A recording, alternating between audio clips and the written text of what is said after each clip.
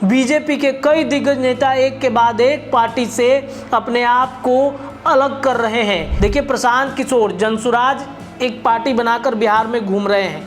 उन्होंने 4 सीटों पर उम्मीदवार भी उतार दिए हैं। हालांकि उनकी भी पार्टी में सब कुछ ठीक नहीं है। बिहार में नीतीश कुमार के बेहद करीबी प्रशांत किशोर किसे डैमेज करेंगे, इसकी भी चर्चा चल रही है। अभी नीतीश इन मुद्दों पर अपना चर्चा मंथन कर ही रहे थे कि तभी नीतीश कुमार के एक बेहद करीबी ने उनको एक तगड़ा झटका दे दिया है। नोरमा ग्रुप, जो सोचता है वो करता है, आपके अपने सपनों का आशियाना। नमस्कार, भारत लाइव देख रहे हैं आप। पक्की खबर के साथ एक बार फिर आप सभी दर्शकों के बीच हाजिर हैं। बिहार में नीतीश कुमार के फैसले और बिहार में एनडीए गठबंधन में भूचाल की खबरें आप लगातार सुन रहे होंगे। गिरिराज सिंह की यात्रा जैसे ही निकली है बिहार में, हिंदू स्वाभिमान यात्रा, इस यात्रा के बाद जो किशनगंज और सीमांचल के इलाके में इस वक्त जो हो रहा है वो आप सबसे छुपा नहीं है। गिरिराज सिंह ने एक ऐसा माहौल बिहार में बना दिया है जो जदयू कभी भी एक्सेप्ट नहीं करेगी।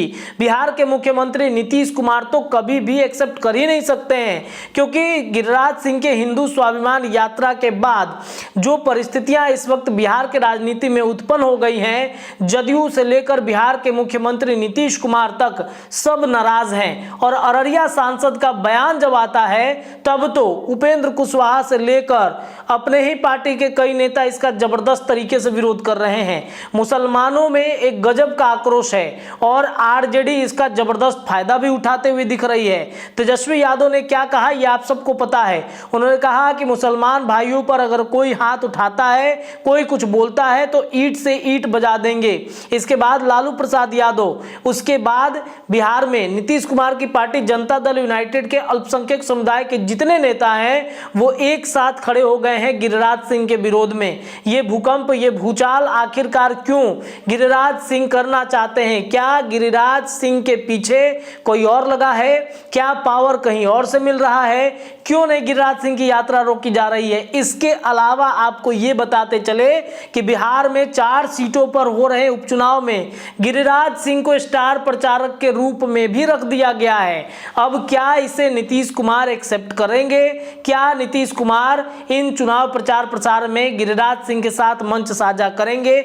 जहां गिरिराज सिंह की यात्रा पर जदयू की नाराजगी खुलकर सामने आई। नीरज कुमार से लेकर कई दिग्गज मंत्री, एमएलसी सब बयान दे रहे हैं कि इस तरीके की यात्रा पर जदयू कार्रवाई भी कर सकता है। तो ऐसे में सवाल ये उठता है कि नीतीश कुमार के फैसले क्या होंगे।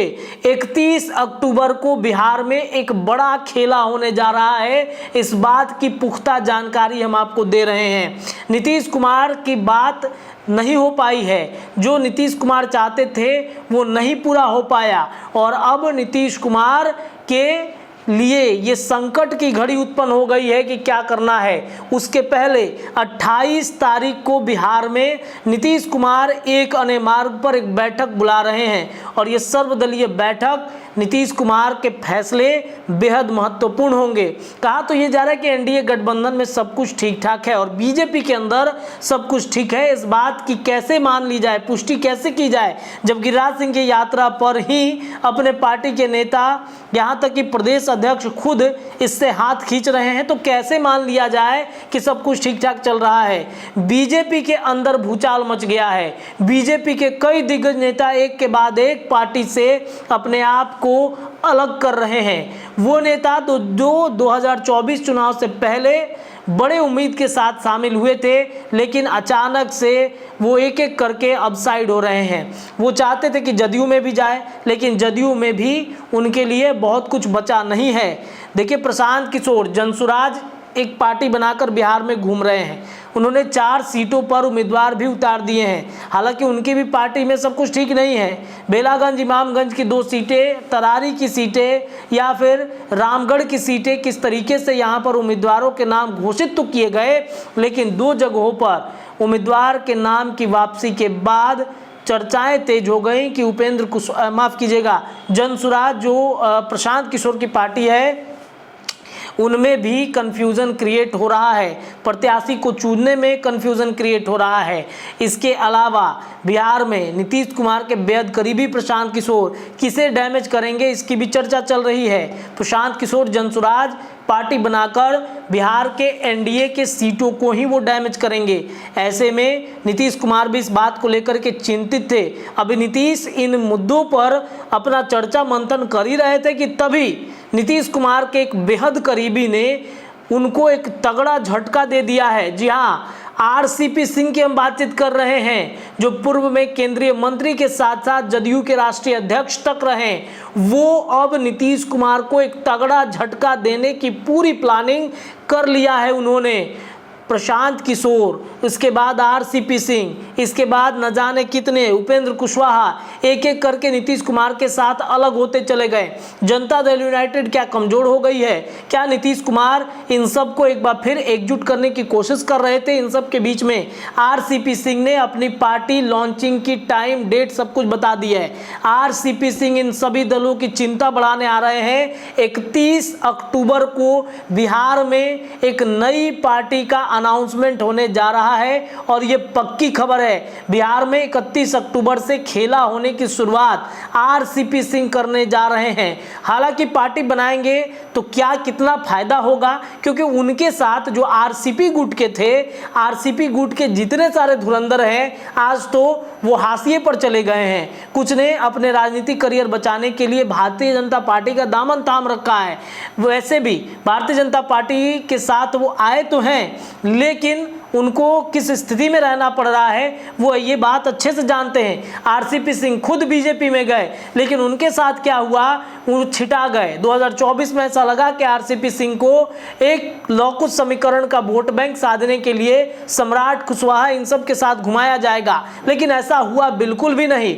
तो सम्राट चौधरी से लेकर जो आरसीपी गुट थे, आरसीपी में जितने सारे व्यक्ति थे वो आज अलग अलग जगहों पर हैं और अब आरसीपी सिंह बीजेपी को भी तगड़ा झटका देने जा रहे हैं। बीजेपी से ठगी महसूस कर रहे हैं आरसीपी सिंह और अपनी पार्टी का लॉन्चिंग 31 तारीख को करने जा रहे हैं। इस बात की पुख्ता जानकारी है और ये पक्की खबर हम आपको बता रहे हैं। यहीं पटना के होटल मौर्या में इनके पार्टी का लॉन्चिंग होगा 31 अक्टूबर को। सब कुछ तय हो गया है, होटल भी बुक हो चुका है। अब बारी है पार्टी का, कौन सी पार्टी होगी ये देखना बड़ा दिलचस्प होगा, लेकिन सब कुछ तय है। बिहार के नीतीश कुमार के बेहद करीबी आरसीपी सिंह अब अपनी नई पार्टी का लॉन्चिंग करने जा रहे हैं। 31 तारीख को ये पार्टी का लॉन्च होगा। होटल मौर्या या फिर जो होटल मौर्या है उसमें किया जाए या फिर वो अपने आवास पर करेंगे, ये लगभग तय हो चुका है।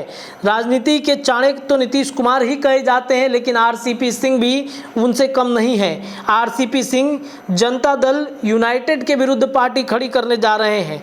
31 अक्टूबर महत्वपूर्ण है और इसको लेकर के जो जातीय समुदाय है, विशेषकर कुर्मी समुदाय के लिए बेहद महत्वपूर्ण दिन माना जाएगा।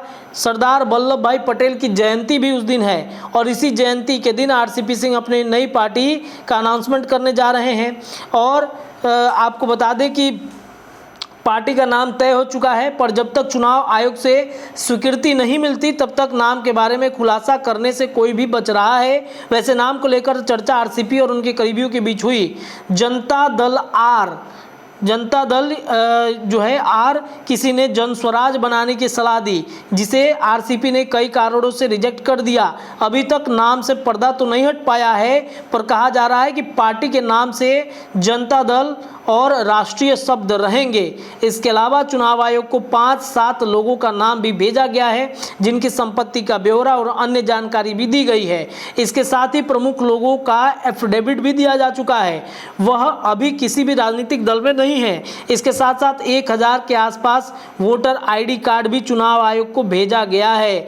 आपको याद होगा अभी कुछ ही दिन पहले टाइगर जिंदा है के पोस्टर बीजेपी दफ्तर के ठीक सामने लगाए गए थे और टाइगर जिंदा है यानी कि संदेशा यही दिया जा रहा था कि टाइगर इज बैक, यानी कि एक बार फिर से जो राजनीति के चाणक्य अपने आप को कहने जाते हैं आरसीपी सिंह अपने आप में, वो अब बैक हो रहे हैं और अपनी पार्टी का लॉन्चिंग करने जा रहे हैं। नाम क्या होगा अभी तक पर्दा नहीं हट पाया नाम से, लेकिन जैसे ही इस पर कुछ अपडेट आता है हम आपको बताएंगे।